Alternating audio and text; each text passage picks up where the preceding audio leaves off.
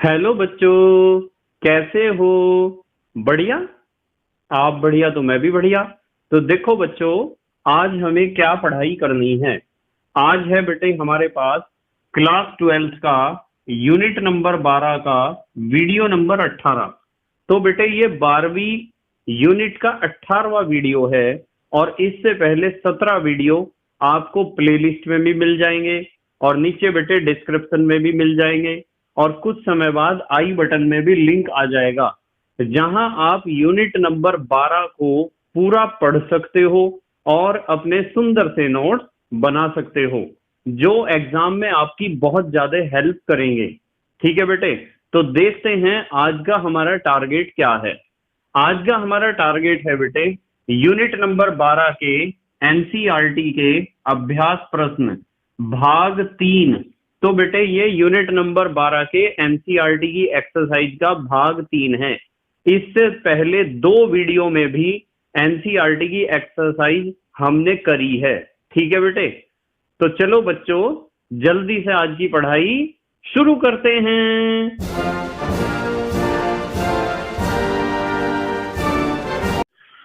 तो बेटे आज हमें हल करनी है यूनिट नंबर 12 की एनसीईआरटी की एक्सरसाइज। ठीक है बेटे, तो हम लिखते हैं यूनिट नंबर 12, यूनिट 12 आप भी लिखा करो साथ साथ, एनसीईआरटी अभ्यास। तो हमें करने हैं अभ्यास प्रश्न, और ये अभ्यास प्रश्नों का कौन सा भाग है बेटे? भाग 3। इससे पहले 2 वीडियो में भी हमने एनसीईआरटी की एक्सरसाइज की है। ठीक है बेटे, एनसीईआरटी अभ्यास प्रश्नों का भाग नंबर 3। तो आज हमें करना है क्वेश्चन नंबर 8 से स्टार्ट। तो लिखते हैं क्वेश्चन नंबर 8। 8वें क्वेश्चन को देखते हैं क्या है। 8वें क्वेश्चन में दिया है इथेनॉल को निम्नलिखित यौगिकों में कैसे परिवर्तित करेंगे। इथेनॉल, इथेनॉल को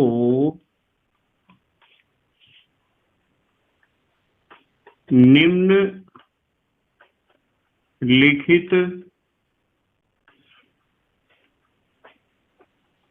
यौगिकों में कैसे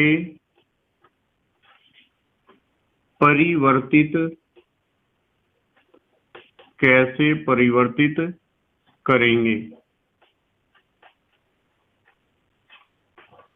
तो हमारे पास इथेनॉल है और इथेनॉल को कुछ यौगिकों में हमें बदलना है। सबसे पहले देखते हैं किसमें कहा है बदलने के लिए। सबसे पहले इन्होंने कहा है बेटे ब्यूटेन 1,3 डाइऑल। हमें बदलना है ब्यूटेन 1,3 डाइऑल में। बिल्कुल बदला जाएगा, कोई दिक्कत नहीं है इसमें। बेटे इथेनॉल तो आप समझते हो, इथेनॉल में कितने कार्बन होते हैं? 2। और ब्यूटेन 1,3 डाइऑल, ब्यूट से पता चल रहा है कि कार्बन है 4। तो इसका मतलब यह है कि हमें 4 कार्बन वाला क्या चाहिए?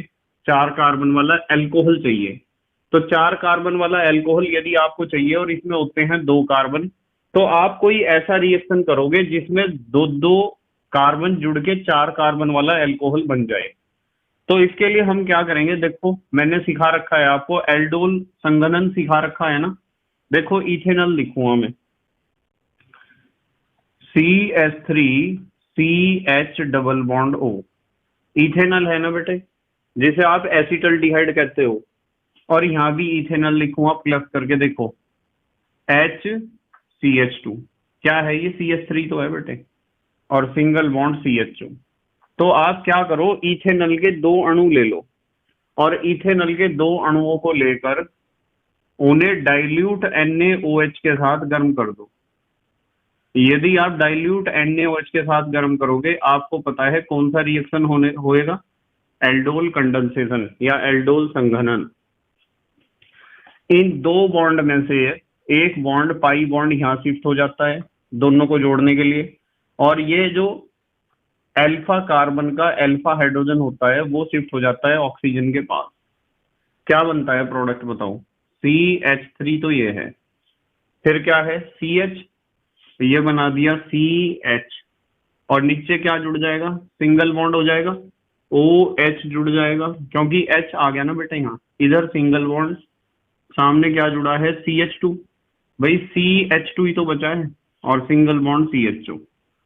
ठीक है, तो इस तरह का प्रोडक्ट हमारे पास आया है, पर इन्होंने हमें कहा है कि हमें बनाना है ब्यूटेन 1,3 डाईओल। क्या बनाना है? Butane 1,3 diol. तो आप इसका अपचयन कर दो। क्या करो? अपचयन। देखो CHO ऐसे लिख दूं क्या? थोड़ा आसान लगेगा। जब आप इसका अपचयन करते हो, लिथियम एल्यूमिनियम हाइड्राइड एक अपचायक है, दो नवजात हाइड्रोजन यहां लिखे हैं मैंने, एक बॉन्ड टूट जाएगा, एक H ऊपर जुड़ेगा और एक H नीचे जुड़ेगा, प्रोडक्ट आएगा CH3। CH3 के बाद क्या आएगा? CH, ये लिख दिया CH। CH के नीचे क्या है? OH, और फिर क्या है? CH2, और CH2 के बाद फिर क्या है? CH2 ही तो है बेटे, एक H था, एक नया आ गया, और नीचे जुड़ा हुआ है OH। नंबरिंग करोगे 1 2 3 4, देखो कितने कार्बन हैं? 4। ब्यूटेन 1 और 3 पे 2 एल्कोहल हैं, तो ये प्रोडक्ट बना है हमारा क्या? Butane 1,3 diol. देखो ब्यूटेन 1,3 डाईओल है ना, ब्यूटेनॉल है, ब्यूटेन 1,3 डाईओल। आप चाहो तो नाम लिख सकते हो, ब्यूटेन, ब्यूटेनॉल है ना, तो ब्यूटेन 1 और 3 पर डाई माने 2 हैं, ओल माने एल्कोहल यानी OH। तो ब्यूटेन 1,3 डाईओल बनाने का ये तरीका है। किससे बनाया है? इथेनल से। देखो इथेनल है, क्या है बेटे? इथेनल। एसिटल्डिहाइड को ही तो कहते हैं इथेनल। अब देखते हैं नंबर 2। नंबर 2 में देखते हैं इथेनल से ये क्या बनवाना चाहते हैं। ब्यूट टू इन अल, ब्यूट टू इन अल, ये बनवाना चाहते हैं, बिल्कुल आसानी से बन जाएगा। देखो CH3 CH double bond O, ये तो हो गया एसिटल्डिहाइड या इथेनल कह दो। इथेनल का दूसरा अणु H CH2 CHO, एक बॉन्ड यहां गया और ये आ गया यहां। ठीक है, एल्डोल संघनन ही कर रहे हैं हम, और यहां लिखेंगे हम डाइल्यूट NaOH की उपस्थिति में हुआ और एल्डोल कंडेंसेशन हुआ। ठीक है, प्रोडक्ट बनेगा CH3 CHOH CH2 और CHO, यही तो बनेगा बेटे। देखो CHO है बाद में। अब इन्होंने कहा है ब्यूट टू इन, उन्हें चाहिए दूसरे नंबर पे डबल बॉन्ड, तो आप इसे गर्म कर दो बस। जैसे ही आप इसे गर्म करोगे इसमें से H2O निकलेगा, मैंने आपको सिखा रखा है ये रिएक्शन। यहां से तो निकलेगा H और यहां से निकलेगा OH, ये H2O निकलेगा, और प्रोडक्ट आएगा हमारे पास CH3 सिंगल बॉन्ड CH, ये डबल बॉन्ड बन जाएगा। एक चीज यहां से निकली, एक यहां से, तो डबल बॉन्ड तो आएगा ही, संयोजकता तो पूरी करनी है ना कार्बन की। देखो अब इसका नाम लिखना है 1 2 3 4। ब्यूटेनल है तो ब्यूट 2 पे इन है, इन माने डबल बॉन्ड, और AL लिख दो बस खाली आप। वैसे कुछ बुक्स में लिखा होता है 1AL, कुछ बुक्स में लिखा होता है ब्यूट 2 इन 1AL। ठीक है, पर आपको पता है एल्डिहाइड तो पहले नंबर पे ही होगा, तो आप ऐसे भी लिख सकते हो खाली AL। ठीक है बेटे, अब आ जाते हैं हम नंबर 3 पर। नंबर 3 देखते हैं, नंबर 3 क्या है। नंबर 3 है but two en oic acid. But two en और ओइक एसिड बहुत आसान है। But two en oic acid बनाना है तो सबसे पहले तो एल्डोल संघनन ही हम करेंगे। CH3 CHO प्लस HCH2CHO, दोनों एसिटल्डिहाइड हैं या इथेनॉल हैं, और डाइल्यूट NaOH की उपस्थिति में ये लिखा तनु NaOH। ठीक है, एल्डोल कंडेंसेशन, एल्डोल संघनन ही हम कर रहे हैं। इसमें से एक बॉन्ड यहाँ जाएगा और ये अल्फा हाइड्रोजन चला जाएगा ऑक्सीजन के पास। प्रोडक्ट आएगा CH3 single bond CH OH single bond CH2 single bond CHO। क्या बनवाना है इन्हें? इन्हें बनवाना है but two en oic acid, but two en oic acid. इसके लिए सबसे पहले तो आप गर्म करो जिससे इसमें से निकल जाए H2O, यहाँ से OH और यहाँ से H। सेट-जेफ के नियम से निकला है ये। सेट-जेफ का नियम सिखाया था ना तुम्हें, CH3 CH double bond CH और सिंगल बॉन्ड CHO। ठीक है, अब इन्होंने कहा है ब्यूट 2-इन, हाँ दूसरे पे इन आ गया, ठीक है। ओइक एसिड, ओइक एसिड आया तो हमें यहाँ चाहिए COOH, और यदि आपको यहाँ COOH चाहिए तो आपको करना पड़ेगा इसका क्या, ऑक्सीडेशन करना पड़ेगा। चाहे आप कोई माइल्ड ऑक्सीडाइजिंग एजेंट लगा दो, यानी दुर्बल ऑक्सीकारक।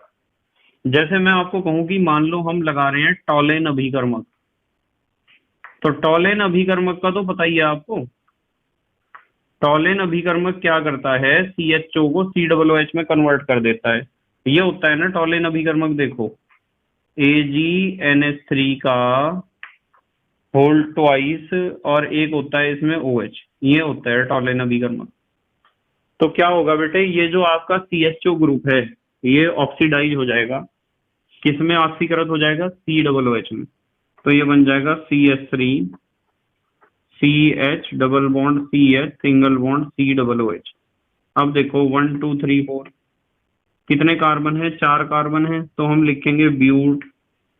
दूसरे नंबर पे क्या है, डबल बॉन्ड है 2-इन, और 1 ओइक एसिड लिखने की जरूरत नहीं है, 1 लिखने की जरूरत नहीं है, क्योंकि COOH ग्रुप जो है पहले कार्बन पे ही होता है। तो आप खाली यहाँ लिखोगे ओइक एसिड, मिला के लिखोगे थोड़ा।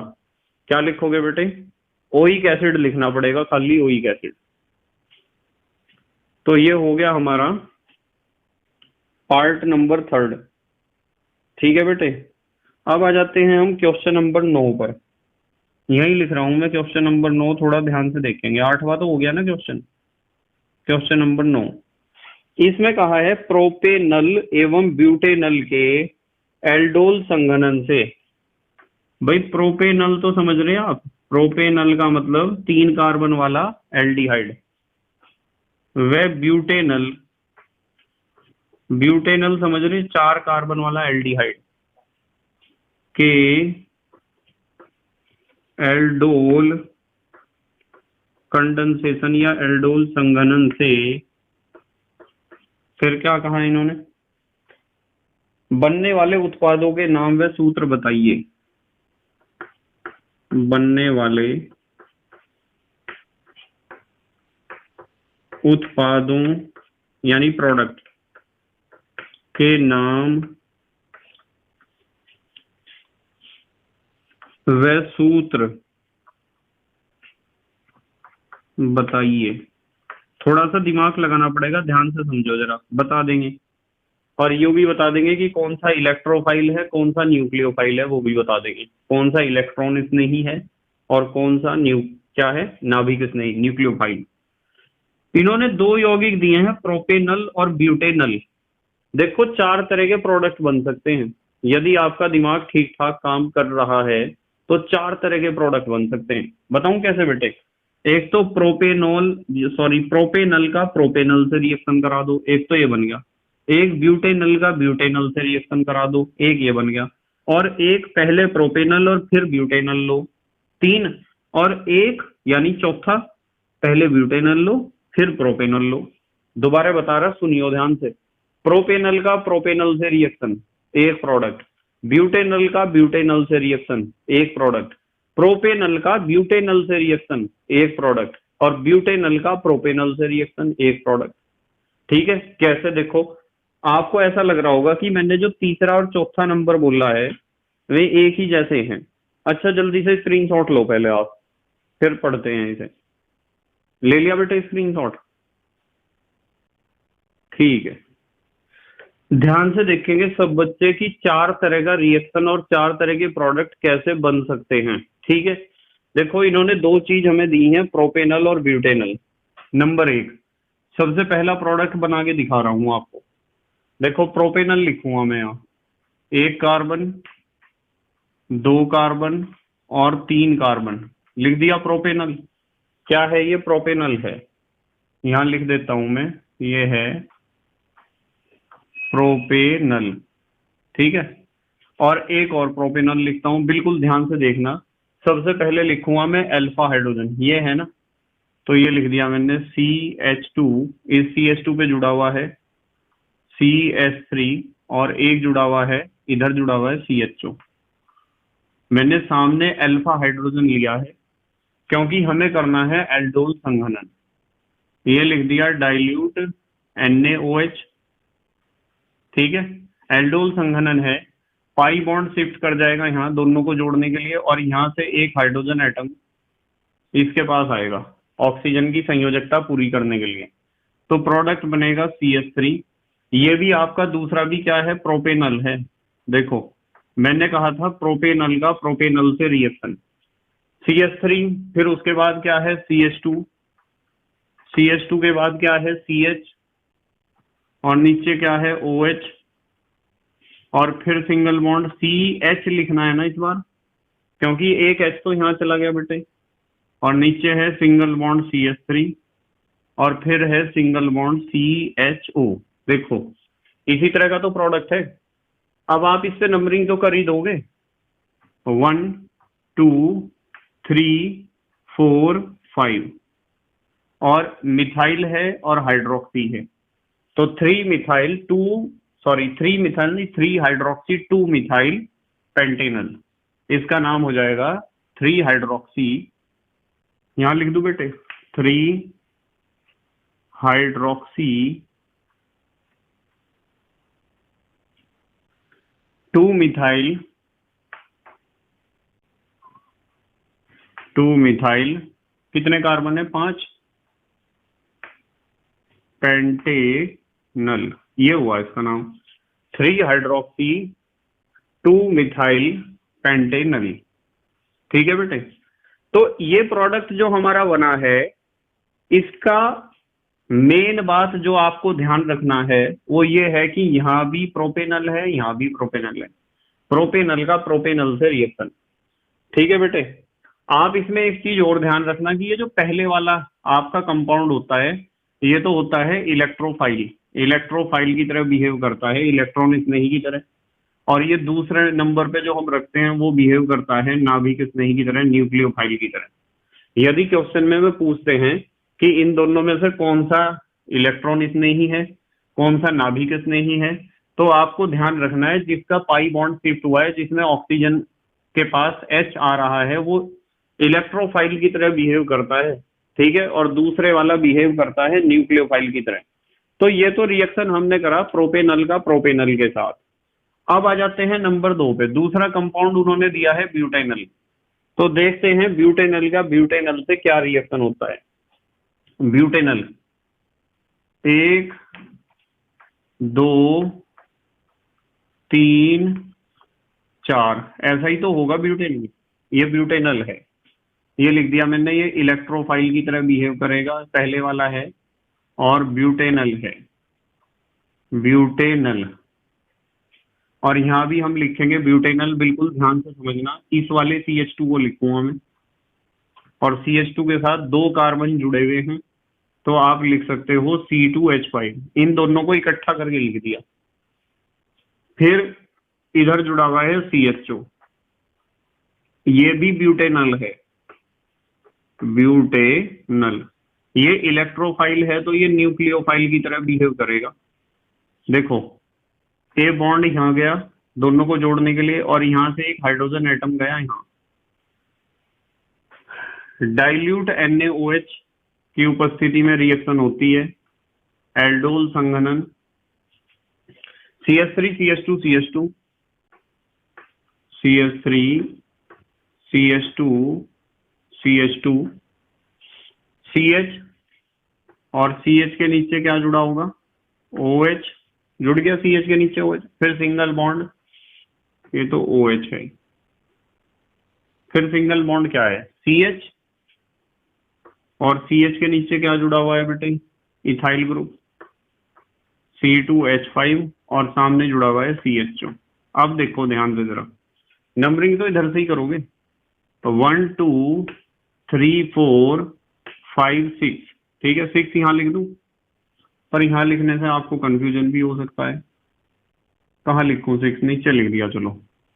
तो ये है भाई, दूसरे पे तो इथाइल है और तीसरे पे हाइड्रोक्सी है। अब E और H को देख लो, ABCDEFGH, E पहले आया है तो इथाइल, 2 इथाइल 3 हाइड्रोक्सी, 6 कार्बन वाला alkanal hexanal, 2 ethyl 3 hydroxy, ABCDEFGH, 2 ethyl, यहां लिख दो बेटे, 2 इथाइल 3 हाइड्रोक्सी, 3 हाइड्रोक्सी, कितने कार्बन है? 6, हेक्सेनल, ये हुआ इसका नाम।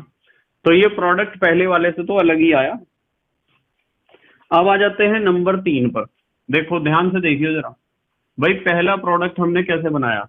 प्रोपेनल का प्रोपेनल से, दूसरा बनाया ब्यूटेनल का ब्यूटेनल से। अब हम रिएक्शन करेंगे, क्या करेंगे? ब्यूटेनल का प्रोपेनल से कर लो आप रिएक्शन। ब्यूटेनल लिखो, 1 2 3 4, ब्यूटेनल। यहां ध्यान रखना, ये इलेक्ट्रोफाइल की तरह बिहेव करेगा, और ये है ब्यूटेनल। इसका रिएक्शन करते हैं हम प्रोपेनल के साथ। प्रोपेनल तो समझते हो, देखो ये वाला, CH2 CHO CH3, इसका नाम है प्रोपेनल, और ये बिहेव करेगा न्यूक्लियोफाइल की तरह, नाभिक स्नेही की तरह। और यहां हमने लिख दिया डाइल्यूट NaOH की उपस्थिति में रिएक्शन होगी। ये पाई बॉन्ड यहाँ शिफ्ट करेगा और यहाँ से एक हाइड्रोजन एटम यहाँ आएगा ऑक्सीजन के पास संयोजकता पूरी करने के लिए। ये बनेगा आपका CH3, फिर उसके बाद CH2, फिर CH2, फिर CH और यहाँ OH, और फिर सिंगल बॉन्ड, CH सामने CHO है और नीचे जुड़ा हुआ है, क्या जुड़ा हुआ है? CH3। नंबरिंग करोगे 1 2 3 4 5 6, इसमें भी 6 है। अब देखो, ये है मिथाइल, ये है हाइड्रोक्सी, तो H पहले आता है, M बाद में। 3 हाइड्रोक्सी 2 मिथाइल हेक्सेनल, 3 हाइड्रोक्सी और 2 मिथाइल, 2 मिथाइल, आप इसके नीचे लिखना नाम, और 6 कार्बन है, तो हेक्सेनल। मैं तो नाम इसलिए लिखता हूं क्योंकि जगह कम रह जाती है ना फिर बोर्ड पर, इसलिए मैं नाम लिख दिया मैंने यहाँ बराबर में। आपको ये नाम नीचे लिखना चाहिए ऐसे, 3 हाइड्रोक्सी 2 मिथाइल हेक्सेनल, ठीक है बेटे। तो ये ब्यूटेनल का प्रोपेनल से रिएक्शन है। अब नंबर 4 पे आ जाओ आप। ब्यूटेनल का प्रोपेनल से तो हो गया। अब देखते हैं, ध्यान से देखेंगे। अब मैं प्रोपेनल को पहले लिखूंगा, ब्यूटेनल को बाद में। देखो प्रोपेनल, CH3 CH2 CHO, क्या लिखा है मैंने लिखा है प्रोपेनल, और ये पहले लिखा है, तो इस बार ये इलेक्ट्रोफाइल की तरह बिहेव करेगा, इलेक्ट्रॉनिक्स नहीं की तरह। अब मैं इसका रिएक्शन कराऊंगा ब्यूटेनल के साथ, इसके साथ। देखो 2 3 4, CH2, यहाँ CHO है, और यहाँ है 2 कार्बन, C2H5, इकट्ठे ही लिख देना चाहिए। क्या होगा? पाई बॉन्ड तो यहाँ शिफ्ट करेगा दोनों को जोड़ने के लिए, इस हाइड्रोजन एटम में से एक एटम यहाँ आएगा, और ये रिएक्शन हमारी वैसे ही होगी डाइल्यूट NaOH की उपस्थिति में। CH3 CH2 CHOH, CH3 CH2 CHOH, single bond CH C2H5, CH2H5 single bond CHO, ऐसे 1 2 3 4 5। देखो 2 इथाइल 3 हाइड्रोक्सी, 2 इथाइल 3 हाइड्रोक्सी,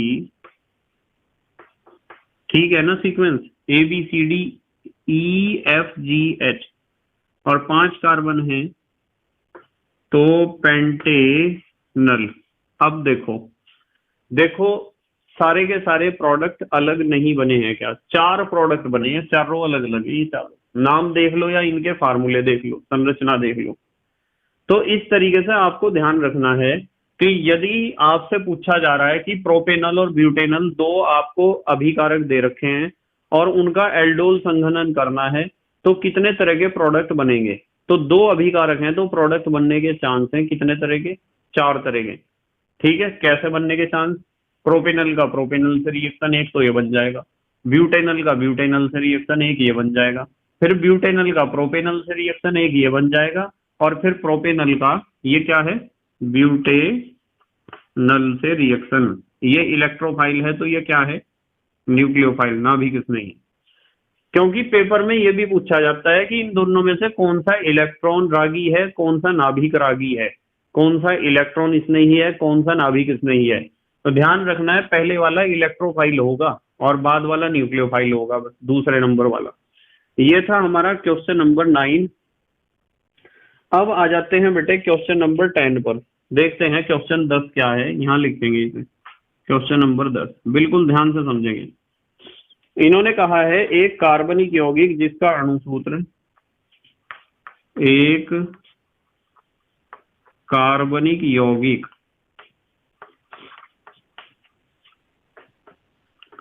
जिसका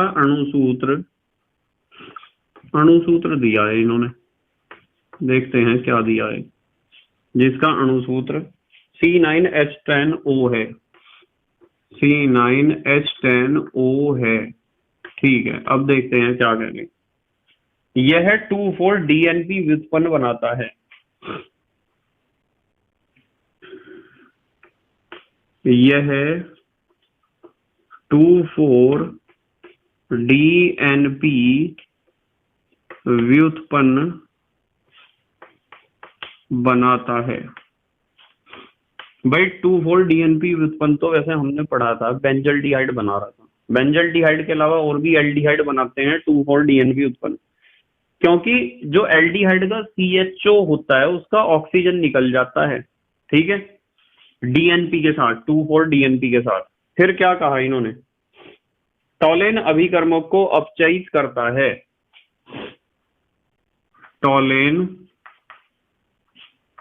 फिर तो एल्डिहाइड है पक्की बात है, टॉलेन अभिकर्मक को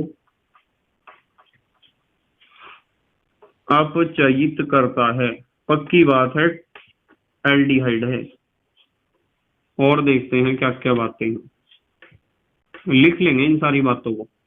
फिर इन्होंने कहा है कैनिजारो अभिक्रिया देता है, अच्छा इसका मतलब उसके पास अल्फा हाइड्रोजन नहीं है, फिर तो वो पक्का बेंजल्डिहाइड लग रहा मुझे। कैनिजारो अभिक्रिया देता है, भाई कैनिजारो रिएक्शन तो ऐसा एल्डिहाइड देता है जिसके पास क्या नहीं होता है, क्या नहीं होता है, अल्फा हाइड्रोजन। तो इसका मतलब जो यहां से पता चला है एक कार्बनिक यौगिक जिसका अणुसूत्र इतना है, यहां से तो कुछ नहीं पता चला। यह 2,4-DNP व्युत्पन्न बनाता है, इससे पता चला कि कोई एल्डिहाइड होगा। टॉलेन अभिकर्मक को अपचयित करता है, पक्का है एल्डिहाइड है। कैनिजारो अभिक्रिया देता है, इसका मतलब ऐसा एल्डिहाइड है जिसमें अल्फा हाइड्रोजन नहीं है। और इतने कार्बन जब ये पड़े हुए तो इसमें सीधी श्रृंखला वाला तो हो ही नहीं सकता वो, यदि सीधी श्रृंखला वाला होगा फिर तो उसके बाद पक्की बात है अल्फा हाइड्रोजन होगा। तो उसके पास अल्फा हाइड्रोजन नहीं है और इसमें कार्बन 9 है, हाइड्रोजन 10 है, तो इसका मतलब वो बेंजीन रिंग वाला एल्डिहाइड है। और यहां से पता चला है कैनिजारो अभिक्रिया देता है, तो यहां से पता चला है कि वो जो CHO ग्रुप उसमें है वो डायरेक्टली बेंजीन रिंग से अटैच है। यदि CHO group directly benzene ring से अटैच होता है तो जिस जगह यानी जिस कार्बन पर CHO ग्रुप अटैच होता है ना, उस कार्बन पर हाइड्रोजन हो ही नहीं सकता है। जब भी हाइड्रोजन उस पे अल्फा हाइड्रोजन नहीं है तभी तो वो कैनिजारो रिएक्शन दिखा रहा है। ये बातें तो सिखा रखी है ना बेटे आपको। प्रबल ऑक्सीकरण पर वह एक चीज और दी है इन्होंने, प्रबल ऑक्सीकरण।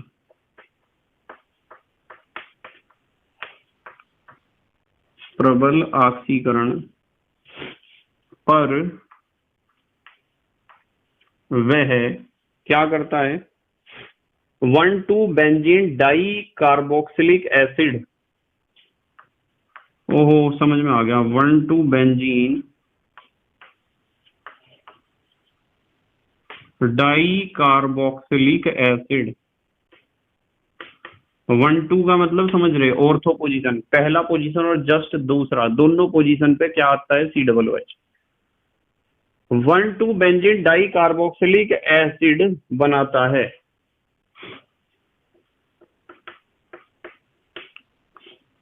इसका मतलब पता कैसा यौगिक है, यौगिक ऐसा है कि बेंजीन रिंग है, उसके ऊपर CHO है, और CHO का बराबर वाला जो कार्बन है, यानी कि पहले कार्बन पे यदि CHO है बेंजीन रिंग के, तो दूसरे कार्बन पे कोई एल्काइल ग्रुप है, और इसे जब जोड़ के देखेंगे CHO, 6 कार्बन तो बेंजीन रिंग में आ जाएंगे।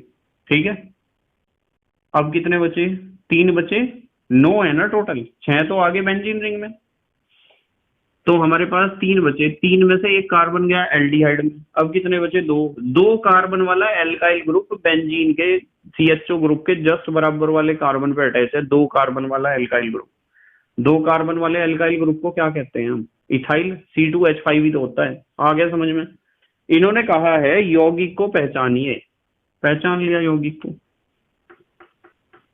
देखो अभी दोबारा बता दूंगा ये सारी बातें, यौगिक को पहचानिए।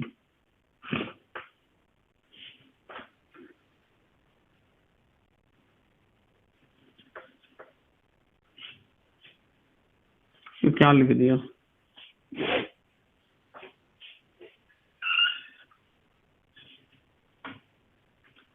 ये यौगिक को पहचानिए। ठीक है, पहचान लेंगे यौगिक को। अच्छा स्क्रीनशॉट लो, आगे से करेंगे इसे, अगले पेज से ले लिया बेटे स्क्रीनशॉट। ठीक है, तो यहां से बेटे हम इसका आंसर लिखते हैं, ध्यान से देखेंगे सब बच्चे। सबसे पहली बात हमने क्या नोट करी है, सबसे पहले तो इन्होंने कहा है 2,4 DNP व्युत्पन्न बनाता है, और एक बात कही है टॉलेंस अभिकर्मक को अपचयित करता है। बेटे 2,4 DNP व्युत्पन्न बनाता है, कहा है ना इन्होंने, ऐसा तो एल्डिहाइड करता है, और टॉलेन अभिकर्मक को अपचयित करता है, यानी कि उसके द्वारा क्या हो जाता है, ऑक्सीडाइज, ऑक्सीकृत हो जाता है। ये 2 बातें हमें क्या सिखा रही हैं, 2 बातें हमें सिखा रही हैं कि मैं लिखूंगा, इसलिए यह एक क्या है, एल्डिहाइड है। यह बात पक्की होगी इन 2 बातों से, यह एक एल्डिहाइड है। देखो 2,4 DNP के साथ रिएक्शन तो एल्डिहाइड ही करता है, यही तो रिएक्शन हमने पढ़ी है, जैसे बेंजल्डिहाइड की भी पढ़ी है। टॉलेन अभिकर्मक को अपचयित करता है, तो कीटोन तो यह है ही नहीं, एल्डिहाइड है, पक्की बात है। तो हमें पहला कंफर्मेशन तो यहां से मिला कि ये क्या है, एक एल्डिहाइड है। नंबर 2 देखते हैं हम, दूसरी बात हमें क्या पता चली है क्वेश्चन से। बेटे कैनिजारो रिएक्शन देता है, कैनिजारो अभिक्रिया देता है, और सूत्र हमें बताया 9 कार्बन वाला। तो 9 कार्बन को यदि आप सीधी श्रृंखला में लगाओगे फिर तो उस पर अल्फा हाइड्रोजन आ जाएगा, और यदि उसके पास अल्फा हाइड्रोजन होगा तो वो कैनिजारो रिएक्शन कहां से दे देगा। आपको पता है कैनिजारो रिएक्शन केवल और केवल ऐसे एल्डिहाइड देते हैं जिनके पास अल्फा हाइड्रोजन नहीं होता है।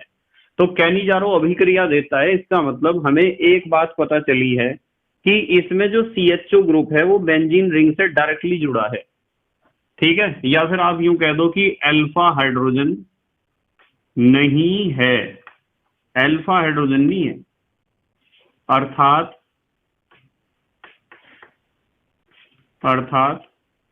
CHO यानी एल्डिहाइड ग्रुप रिंग से, बेंजीन रिंग से सीधे जुड़ा है। समझ रहे आप एक बात?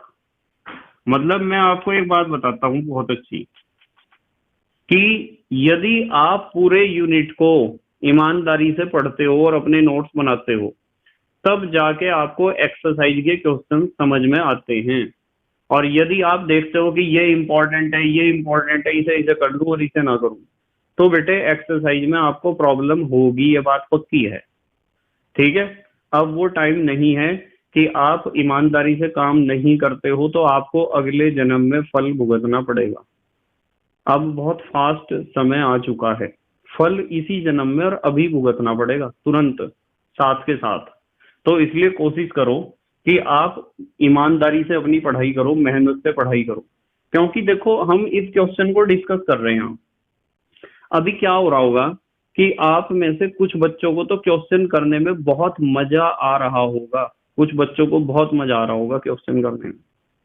उन्हें लग रहा होगा कि हाँ यार सर ने तो ये भी पढ़ाया था, ये भी पढ़ाया था सर ने, हाँ सर मेरे तो समझ में आ रहा, बहुत अच्छा। वे बच्चे कमेंट्स भी करेंगे। और कुछ बच्चे ऐसे हैं जिन्हें समझ में नहीं आ रहा होगा, उन्हें बड़ा अजीब लग रहा होगा कि सर ये कैसे हो गया, ये कैसे हो गया। There are so many doubts, उनके दिमाग में बहुत सारे डाउट्स होंगे। ऐसा केवल बेटे इसलिए होता है क्योंकि आपकी जो पहली स्टडी है, चैप्टर जब हमने पढ़ा है, तो उसमें आपने थोड़ा सा लापरवाही बरती है। तो इसलिए कहता हूं बेटे मेहनत और ईमानदारी से आपको पढ़ाई करनी चाहिए, ठीक है। यदि कोई नेता मेहनत और ईमानदारी से अपना कर्तव्य नहीं निभाता है तो हम उस नेता को कहते हैं कि वो भ्रष्टाचारी है, वो भ्रष्ट नेता है, वो ईमानदार नहीं है, वो देश का जो है नाश करने पर तुला हुआ है। यदि कोई सरकारी कर्मचारी, कोई अधिकारी या किसी भी डिपार्टमेंट का सरकारी कर्मचारी मेहनत और ईमानदारी से काम नहीं करता है तो हम उसे कहते हैं कि ये क्या कर रहा है, देश का नाश करने पर तुला हुआ है, वो क्या कर रहा है, भ्रष्टाचार फैला रहा है, वो अच्छा आदमी नहीं है। तो हम नेताओं पर और सरकारी आदमियों पर तो इस तरह के ऑब्जेक्शन लगाने को हम तैयार रहते हैं, बिल्कुल मौका नहीं छोड़ते हम बिल्कुल भी। पर जब हमारी अपनी बारी आती है, हम क्या हैं, मैं एक टीचर हूं और आप एक स्टूडेंट हो। जब हमारी बारी आती है तो क्या हम अपने अंदर झांक कर देख सकते हैं? क्या देश हमारे ऊपर भी निर्भर करता है? बिल्कुल निर्भर करता है। देश निर्भर करता है एक टीचर के ऊपर कि वो टीचर कितना मेहनत और ईमानदारी से काम कर रहा है। यदि वो मेहनत और ईमानदारी से काम नहीं करता है तो समझ जाओ वो खुद भ्रष्टाचारी है, वो खुद देश का नाश करने पे तुला हुआ है। And the same process takes place with all of you. विद्यार्थियों के साथ भी यही नियम एप्लीकेबल है। यदि एक विद्यार्थी, एक स्टूडेंट मेहनत और ईमानदारी से पढ़ाई नहीं करता है तो उसे समझ जाना चाहिए कि वो भी देश का नाश करने पर तुला हुआ है, वो भी भ्रष्टाचार फैला रहा है। भ्रष्टाचार हर एक वो घटना है जब कोई व्यक्ति अपने कर्तव्य को मेहनत और ईमानदारी से नहीं निभाता है तो वो खुद भी एक बहुत बड़ा भ्रष्टाचारी होता है, चाहे वो कोई मेरे जैसा अध्यापक हो या फिर आपके जैसा कोई स्टूडेंट हो। तो हमें अपने आप को सुधारना पड़ेगा बेटे। यदि हम सुधर जाएंगे ना तो शायद दूसरे भी हमें देख के सुधरेंगे, और यदि हम नहीं सुधरेंगे तो दूसरे कहाँ से सुधर जाएंगे बेटे। हम तो दूसरों को तो हम नाम रखते हैं पर अपने अंदर सुधार नहीं करते हैं। मुझे बेटे अपने आप को सुधारना पड़ेगा, इसी तरह आपको भी अपने आप को सुधारना पड़ेगा। यदि आप मेहनत और ईमानदारी से काम नहीं कर रहे हो, और यदि कर रहे हो तो बहुत अच्छी बात है, आप एक दिन इस देश को सुधार के रहोगे, यह बात पक्की है, बिल्कुल 100%। ठीक है बेटे, देखो जरा, हमें पता चला है कि कैनिजारो रिएक्शन देता है, इससे पता चला है कि एल्डिहाइड ग्रुप रिंग से डायरेक्टली अटैच है, किससे? बेंजीन रिंग से। ठीक है बेटे। अच्छा, एक बात और बताई थी इन्होंने क्वेश्चन में, एक बात ये बताई थी कि प्रबल ऑक्सीकरण पर 1,2 बेंजीन डाई कार्बोक्सिलिक एसिड देता है। प्रबल ऑक्सीकरण पर यदि आप प्रबल ऑक्सीकारक द्वारा इसका ऑक्सीकरण कर दोगे, क्या देता है? 1,2 बेंजीन डाइओइक एसिड। वैसे इन्हें इसका नाम ऐसे लिखना चाहिए था, बेंजीन 1,2 डाइओइक एसिड देता है। ठीक है। और इसका सूत्र भी इन्होंने दिया था, सूत्र दिया था ना, इसका सूत्र दिया था C9H10O, लिख दूं यहां, तथा सूत्र इसका क्या है यौगिक का? C9H10O है। इससे क्या पता चला है? तो मैं लिखूंगा, इसलिए हमें पता चला है कि जो यौगिक है वो ऑर्थो इथाइल बेंजल्डिहाइड है, इसलिए यह क्या होगा? ऑर्थो इथाइल बेंजल्डिहाइड होगा। क्यों होगा? देखो मैं बताता हूं क्यों होगा। भाई 9 कार्बन है, 9 कार्बन में से 6 कार्बन तो यहां गए 6 कार्बन। अब हमारे पास कितने बचे? 3 कार्बन में एक कार्बन पे तो एल्डिहाइड है, एक कार्बन एल्डिहाइड का। अब कितने बचे? 2। और इन्होंने कहा है कि 1,2, यदि ये 1 है ये 2 है, यहाँ रिएक्शन होती है, तो इसका मतलब यहाँ जो एल्काइल ग्रुप जुड़ा हुआ है उसके पास 2 कार्बन है। देखो 6 और एक 7 और 2 9 कार्बन इस तरह पूरे होते हैं, इसलिए हमने लिखा है, देखो प्रबल ऑक्सीकरण पर 1,2 बेंजीन डाइओइक एसिड दे रहा, इसका मतलब पहले और दूसरे नंबर पे जहां एल्डिहाइड है उसके जस्ट बराबर में ही कोई एल्काइल ग्रुप है। तो हमें कंफ्यूजन था कि एल्काइल ग्रुप में कितने कार्बन होंगे, तो हमने कार्बन गिनने के लिए यहाँ देखे 9 कार्बन है, यहाँ अणु सूत्र का प्रयोग करा, कितने कार्बन है? 9 कार्बन है, तो 6 तो रिंग में गए, 6 और 2 8 और 1 9, इस तरह 9 पूरे हुए कार्बन। इससे हमें पता चला कि यहाँ जो एल्काइल ग्रुप अटैच है वो एल्काइल ग्रुप क्या है? 2 कार्बन वाला, यानी इथाइल। देखो जस्ट बराबर वाला ऑर्थो इथाइल बेंजल्डिहाइड, इसीलिए तो कहा है इसे, क्या कहा है हमने? Ortho ethyl benzaldehyde. तो हमें यौगिक का पता चल गया है कि यौगिक कौन सा है। और रिएक्शन देखो कैसे होती है इसकी। यह आपके पास है बेंजीन रिंग, और इसके यहां जोड़ दो आप एल्डिहाइड, और यहां जोड़ दो C2H5, यही तो है ऑर्थो इथाइल बेंजल्डिहाइड। अब देखो 2,4-DNP के साथ इसकी रिएक्शन दिखाते हैं। 2,4-DNP तो कई बार पढ़ लिया आपने, NH2NH, उसके बाद क्या होता है? Benzene ring.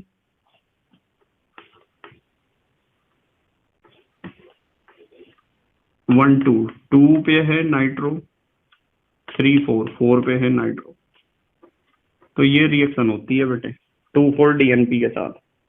ठीक है। और पता है आपको कि यहाँ से H निकलता है इस तरह, और वहां से निकलता है O, H2O इसमें साइड प्रोडक्ट के फॉर्म में निकलता है। मेन प्रोडक्ट आता है ये बेंजीन रिंग, और यहाँ जो CH बचेगा, और यहाँ है C2H5, और ये डबल बॉन्ड से N जुड़ जाएगा, यहाँ कई बार करा दिया ये रिएक्शन। फिर सिंगल बॉन्ड NH, फिर ये रिंग है यहाँ बेंजीन रिंग, यहाँ NO2 है और यहाँ भी NO2 है। तो ये तो आपके पास ऑर्थो इथाइल बेंजल्डिहाइड है, ऑर्थो इथाइल बेंजल्डिहाइड। ठीक है, ऑर्थो ही तो है, देखो इसके जस्ट बराबर वाला ऑर्थो। और ये है 2,4-DNP, बताया था ना। दूसरे और चौथे पे dinitrophenylhydrazine, 2,4 dinitrophenylhydrazine इसका पूरा नाम होता है। और ये बन गया आपका 2,4-DNP डेरिवेटिव या व्युत्पन्न। इन्होंने यूं ही तो कहा था, इन्होंने कहा था कि 2,4-DNP व्युत्पन्न बनाता है, तो एल्डिहाइड ही तो होगा ऐसा। और फिर इन्होंने यूं भी कह दिया था कि टोलेन अभिकर्मक का को अपचयित कर देता है, तो फिर तो पक्का ही हो गया कि एल्डिहाइड है। ठीक है। अच्छा, इसमें जो है ना, आपको एक रिएक्शन ये भी तो बताई टोलेन अभिकर्मक वाली। जैसे ये हमारे पास ऑर्थो इथाइल बेंजल्डिहाइड है, ऑर्थो इथाइल बेंजल्डिहाइड। तो टोलेन अभिकर्मक के द्वारा, यहां लिख दूं टोलेन अभिकर्मक, इसका ऑक्सीकरण हो जाएगा, या यूं कह दो कि ये टोलेन अभिकर्मक का अपचयन कर देगा।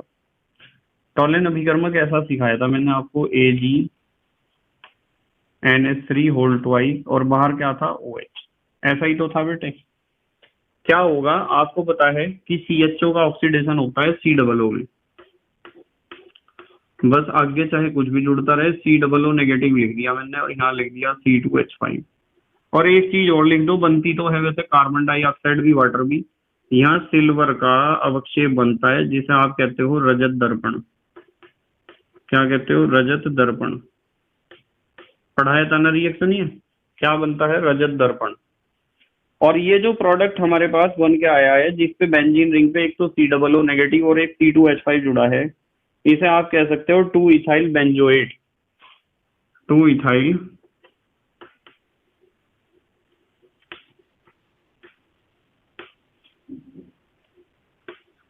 बेंजोएट। ठीक है। अच्छा, एक इन्होंने और बात बताई थी हमें, उसे भी देख लो। देखो, हमने 2,4-DNP के साथ रिएक्शन बता दी, टोलेन अभिकर्मक के साथ रिएक्शन बता दी। कैनिजारो अभिक्रिया देता है, कैनिजारो तो कर ही लोगे आप इसे। कैनिजारो रिएक्शन में क्या होता है, ये जो CHO ग्रुप है ना, CHO, इसमें एक जगह तो CH2OH आ जाएगा, एक जगह आ जाएगा COONA। चलो अच्छा, मैं कर ही दूं कैनिजारो रिएक्शन को। CHO, फिर जगह नहीं बचने की हमारे पास, थोड़ा छोटा लिखूं।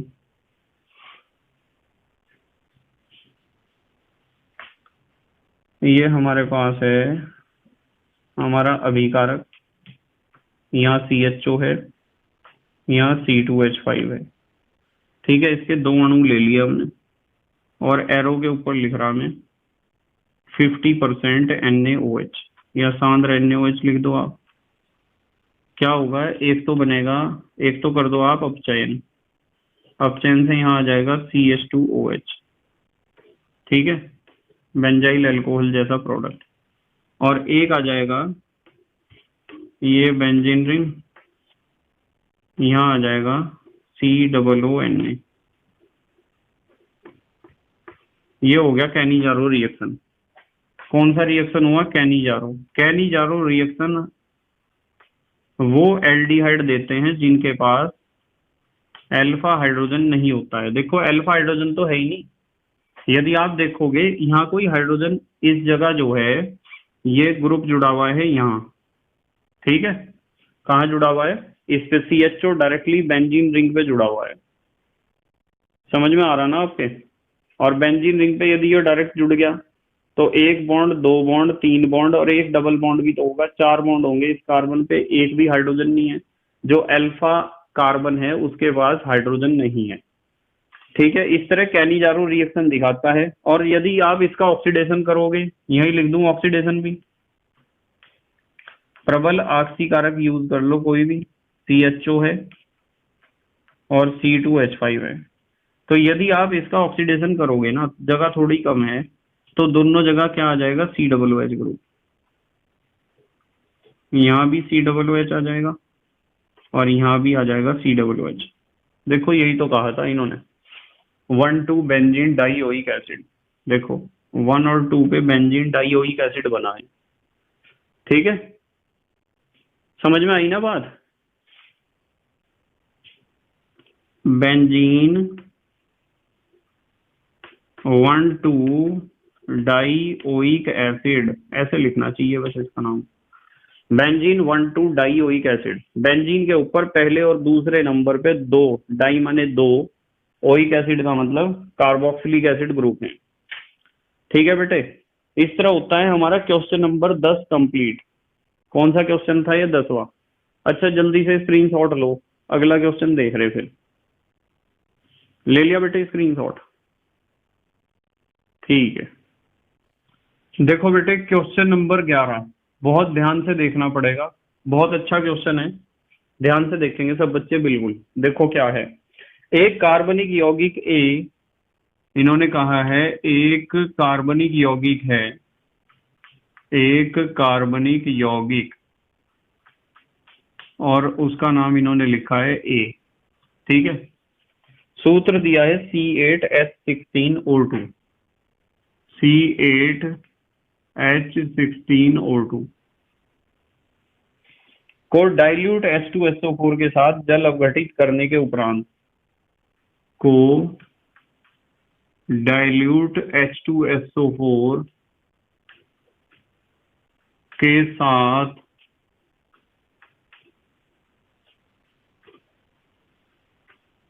जल अपघटित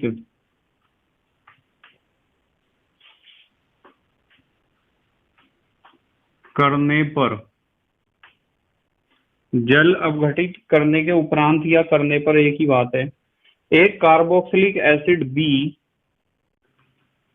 अच्छा एक तो बनता है कार्बोक्सिलिक एसिड बी, ये बनता है,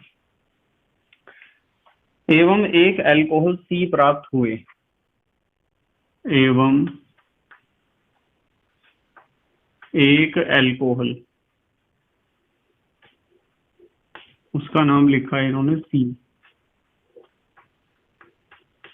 प्राप्त हुए। तो एक बात तो पक्की है, देखो मैं बताता हूं, एस्टर होता है ना जो एस्टर, RCOOR, उसका जल अपघटन जब भी आप करोगे ना, तो एक तो बनेगा आपके पास, क्या बनेगा? कार्बोक्सिलिक एसिड, और एक बनेगा अल्कोहल। ये बात बिल्कुल पक्की है। देखो यहाँ देखो, RCOOR है ना, एस्टर है, जल अपघटन करोगे HOH, बताओ क्या बना? कार्बोक्सिलिक एसिड नहीं बना, ये क्या बना? अल्कोहल नहीं बना। तो हमें पता चल गया, इस लाइन को पढ़ के हमें पता चला है कि 8 कार्बन वाला वो कोई एस्टर है। कितने कार्बन वाला? 8 कार्बन वाला। देखो 8 कार्बन वाला एस्टर है, देखो कितने ऑक्सीजन है? 2, 2 ऑक्सीजन तो एस्टर में होते हैं। तो हमें इस लाइन से एक बात पता चली है कि वो 8 कार्बन परमाणु वाला कोई एस्टर है। कौन? ए की तो बात कर रहे हैं। देखो एक कार्बनिक यौगिक ए। फिर इन्होंने कहा है कि सी को क्रोमिक एसिड के साथ ऑक्सीकृत करने पर, सी को, सी माने अल्कोहल को, सी को क्रोमिक एसिड, क्रोमिक एसिड एक ऑक्सीडाइजिंग एजेंट है, के साथ, पढ़ाया था मैंने इसके बारे में, ऑक्सीकृत करने पर, बिल्कुल ध्यान से समझियो बेटे, सी क्या है? अल्कोहल। आपको बताया अल्कोहल का ऑक्सीडेशन करोगे एल्डिहाइड बनेगा, अच्छा ऑक्सीडाइजिंग एजेंट लगा दिया तो कार्बोक्सिलिक एसिड बनेगा। अल्कोहल का ऑक्सीडेशन करते हो एल्डिहाइड या कीटोन बनता है, और उसका भी यदि ऑक्सीडेशन हो जाए तो कार्बोक्सिलिक एसिड बनता है। ये चीज भी मैंने आपको सिखा रखी है। सी को क्रोमिक एसिड के साथ ऑक्सीकृत करने पर बी उत्पन्न होता है, बी उत्पन्न होता है। अच्छा, इससे क्या पता चला बेटे? इससे पता चला है भाई सी का यदि ऑक्सीडेशन कर रहे आप तो बी बन रहा है, यानी कार्बोक्सिलिक एसिड बन रहा। तो आपका जो एस्टर था RCOOR, इसका जब आप जल अपघटन कर रहे थे HOH, तो एक कार्बोक्सिलिक एसिड और एक अल्कोहल बन रहा था। ये यूं कह रहे कि यदि इस अल्कोहल का आप ऑक्सीडेशन कर देते हो तो भी आपको यही वाला कार्बोक्सिलिक एसिड मिलता है। इससे क्या पता चला है? इससे पता चला है कि जितने कार्बन इस एल्काइल ग्रुप में हैं उतने ही कार्बन इसमें होंगे, यानी कि R और C को मिला के। इसका मतलब टोटल कितने थे कार्बन? 8 थे। 8 का मतलब 4 कार्बन तो ये हैं इधर वाले, और 4 कार्बन ये हैं। इसे भी मिलाना है उन 4 में। इसका मतलब हमारे पास 4 कार्बन इधर और 4 इधर, यानी 8 कार्बन वाला इस तरह का कोई एस्टर है, और 8 कार्बन वाला एस्टर है तो ब्यूटाइल ब्यूटेनोएट है। बस पता चल गया, हमें आगे क्वेश्चन पढ़ने की जरूरत ही नहीं। ब्यूटाइल ब्यूटेनोएट। देखते हैं चलो, अच्छा आगे भी क्या लिखा है इन्होंने। ऑक्सीकृत करने पर बी उत्पन्न होता है। सी निर्जलीकरण पर, सी निर्जलीकरण, निर्जलीकरण पर, सी निर्जलीकरण पर ब्यूट 1 ईन देता है। ब्यूट 1 ईन देता है। सी का मतलब अल्कोहल, ठीक है, हो जाएगा, कोई दिक्कत नहीं। अभिक्रिया की समीकरण लिखिए। अभिक्रियाओं की समीकरण लिखिए। लिख देंगे समीकरण, कोई बात नहीं है। ध्यान से देखो आप जरा, पहले तो यूं देख लो, हमें किस तरह पता चला कि हमारा यौगिक ए क्या है, बी क्या है और सी क्या है। देखो, ये जो ए है ना, सबसे पहली बात करते हैं ए। यदि ए का आप करते हो जल अपघटन, इन्होंने कहा है ना ऊपर, भाई डाइल्यूट H2SO4 से आप क्या करते हो, जल अपघटन। यदि आप ए का जल अपघटन करते हो तो कार्बोक्सिलिक एसिड और अल्कोहल बनता है, तो बनता है कार्बोक्सिलिक एसिड। कार्बोक्सिलिक एसिड जिसे ए कहा था, और बनता है अल्कोहल जिसे हमने कहा था सी।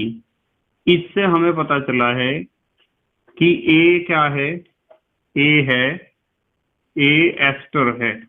ए क्या है, एस्टर। मैंने बताया था कि एस्टर के जल अपघटन पर ही हमें कार्बोक्सिलिक एसिड और अल्कोहल बनता है। एक तो ये बात हमारी समझ में आई। नंबर 2, दूसरी बात क्या समझ में आई, देखते हैं। अल्कोहल जो था हमारे पास, अल्कोहल सी, यदि आप इसका ऑक्सीकरण कर रहे थे, ऑक्सीकरण करने पर क्या बना था बताओ। अल्कोहल का जब हमने ऑक्सीडेशन करा था तो अल्कोहल के ऑक्सीडेशन पर बी बना था। इससे क्या पता चलता है हमें, इससे पता चलता है कि अल्कोहल और कार्बोक्सिलिक एसिड दोनों में कार्बन परमाणु बराबर हैं। अतः अल्कोहल, अल्कोहल क्या है, सी, और कार्बोक्सिलिक एसिड बी, दोनों में कार्बन परमाणु समान हैं। और कितने कितने हैं दोनों में, 4 4 हैं, क्योंकि टोटल तो कितने आने हैं, 8। क्यों आने हैं 8, देखो अब पता चल जाएगा आपको 8 क्यों आने हैं। नंबर 3 पे हमें पता चला है, देखो इन्होंने कहा ना ब्यूट 1 ईन बनता है। ब्यूट का मतलब कितने कार्बन है, 4, और दोनों में बराबर बराबर हैं, तो इसका मतलब 4 4 ही है, क्योंकि यहाँ ब्यूट 1 ईन दिया इसने अल्कोहल ने। तो हमें पता चला है कि सी व बी दोनों में कार्बन परमाणुओं की संख्या क्या है, बराबर है। जो अल्कोहल है ना हमारा, अल्कोहल यानी सी, वो निर्जलीकरण पर एल्कीन देता है।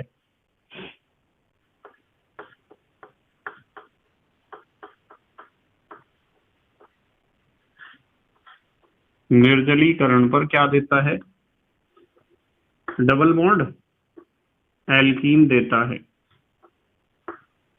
इसलिए यह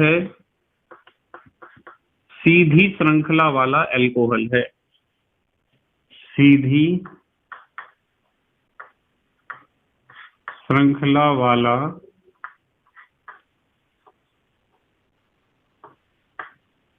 एल्कोहल है, यानी नॉर्मल एल्कोहल। ठीक है, और कौन सा एल्कोहल है? ब्यूटेनॉल। 4 कार्बन है ना, और 1 ऑल लिख दो, ब्यूटेन 1 ऑल, अर्थात ब्यूटेन 1 ऑल है। सेंटेंस पूरा कर दो। ठीक है बेटे, कौन सा है? Butane 1 all. अब हमें सारी बातें पता चल गई। क्या पता चला? कि सी तो है ब्यूटेन 1 ऑल, ठीक है, और बी क्या है? बी क्या है? 4 कार्बन वाला oic acid, butanoic acid, butanoic acid है। और एक बात पता चली कि जब ये ब्यूटेनॉल, ये ब्यूटेनोइक एसिड, तो ए क्या होगा? ए होगा ब्यूटाइल ब्यूटेनोएट। पहचान होगी सबकी हमारी। पहले ही पता चल रहा था कि 8 कार्बन वाला कोई एस्टर होगा, ब्यूटाइल ब्यूटेनोएट। फिर इन्होंने कहा कि दोनों कार्बन एक जैसे हैं, दोनों के पास जो अल्कोहल और एसिड बनता है, तो इससे पता चला कि ब्यूटाइल ब्यूटेनोएट ही होगा। फिर अब रिएक्शन दिखा देते हैं, चलो करके। इन्होंने कहा है रिएक्शन बताओ हमें, कहा है ना कि अभिक्रियाओं की समीकरणें लिखिए। देखो, 8 कार्बन वाला ब्यूटाइल ब्यूटेनोएट है, 1 2 3, 3 हो गए, 4 कार्बन तो ये हो गए, और 1 2 3 4, ये है। देखो, ब्यूटाइल ब्यूटेनोएट है, ए है ये, ए जिसे हमने कहा था ए, ब्यूटाइल ब्यूटेनोएट। इसका जल अपघटन करके तो देखो, डाइल्यूट H2SO4 की उपस्थिति में, यानी अम्लीय माध्यम में आप जल अपघटन करोगे। ये लिख दिया मैंने H2O, या H2O ऑब्लिक H पॉजिटिव लिख दो, या H3O पॉजिटिव लिख दो, एक ही बात है। ये बॉन्ड टूट जाता है, यहाँ H और यहाँ OH। सिखा रखी है रिएक्शन आपको पहले। देखो, 4 कार्बन वाला COOH, CH3 CH2 CH2 COOH, CH3 CH2 CH2 COOH, यही तो था बी, ये बी था। और 4 कार्बन वाला है तो ब्यूटेनोइक एसिड, ये था वो बी। और ये बताइयो, 1 2 3 4 कार्बन वाला एल्कोहल, 1 2 3 4 कार्बन वाला एल्कोहल, 1 2 3 4 ब्यूटेनॉल है। ये है आपका सी, ब्यूटेन। यहाँ तो 1 ऑल लिख देना, क्योंकि OH अपनी जगह बदलता रहता है, बदल सकता है, कहीं और भी अटैच हो सकता है, ये तो कभी नहीं बदलता। इसलिए यहाँ ब्यूटेन 1 ओइक एसिड लिखने की कोई आवश्यकता नहीं है। ठीक है बेटे। अच्छा, एक इन्होंने कहा था कि वो जो आपका सी है उसका ऑक्सीडेशन, देखो सी का ऑक्सीडेशन करने पर बी बनता है। इस रिएक्शन को भी देख लो आप। एक तो रिएक्शन ये देखिए, सी का ऑक्सीडेशन वो है ना सी, 1 2 3, ध्यान से देखना, 4, ये कर दिया हमने। क्या है ये? सी है, और नाम है इसका ब्यूटेन 1 ऑल। इसका ऑक्सीडेशन करो। किससे कह रहे थे ये ऑक्सीडेशन करने को? क्रोमिक एसिड से, H2CrO4। जब ऑक्सीडेशन करोगे तो आपको पता है कि अल्कोहल का ऑक्सीडेशन करते हैं तो एक H तो यहां से निकलेगा और एक H यहां से, H2O निकल जाएगा। ऑक्सीडेशन कर रहे हैं हम, ऑक्सीडेशन। ठीक है, जब हम ऑक्सीडेशन करेंगे तो एक H यहाँ से, एक H यहाँ से, O यहाँ से, CHO बनेगा, और CHO का भी ऑक्सीडेशन होगा तो COOH। तो ये जो CH2OH है वो COOH में कन्वर्ट हो जाएगा। यानी कि इसका ऑक्सीडेशन केवल एल्डिहाइड तक नहीं रुकेगा। ठीक है, कोई PCC तो हमने लगाया नहीं है जो माइल्ड ऑक्सीडाइजिंग एजेंट हो। दुर्बल ऑक्सीकारक लगाओगे तो CHO तक होगा, पर यदि दुर्बल ऑक्सीकारक नहीं यूज कर रहे, प्रबल यूज कर रहे, तो फिर तो COOH तक करेगा ये रिएक्शन को। आपको पता है अल्कोहल का ऑक्सीडेशन एल्डिहाइड में, एल्डिहाइड का ऑक्सीडेशन कार्बोक्सिलिक एसिड में। पर यदि आप स्ट्रॉन्ग ऑक्सीडाइजिंग एजेंट यूज करोगे तो आपको COOH तक ही प्रोडक्ट मिलेगा। तो मैं यहाँ 2 स्टेप में रिएक्शन को लिखने की बजाय सिंगल स्टेप में लिखता हूँ कि हमने CH2OH पर जब स्ट्रॉन्ग ऑक्सीडाइजिंग एजेंट यूज किया है तो सीधा COOH बन जाएगा। ये बन जाएगा CH3 CH2 CH2 COOH। देखो 4 कार्बन वाला है ब्यूटेनोइक एसिड, यह दोबारा से क्या बन गया, बी बन गया। देखो सी का ऑक्सीडाइजेशन करोगे तो बी ही प्राप्त होता है, ठीक है। एल्कोहल सी के ऑक्सीकरण करने पर बी बनता है, ठीक है बेटे।